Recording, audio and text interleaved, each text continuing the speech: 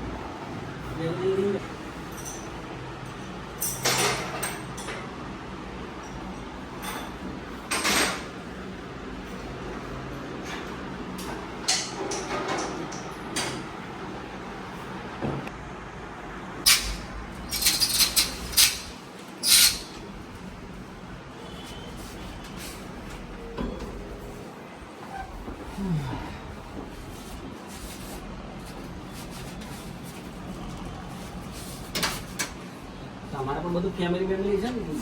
હા,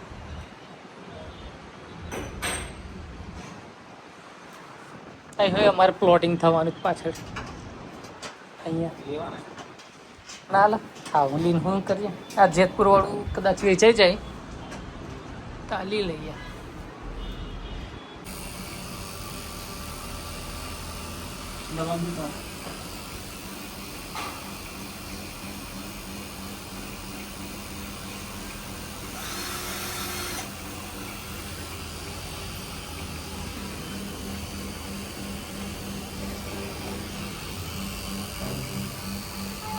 બીજા તો બેંકમાં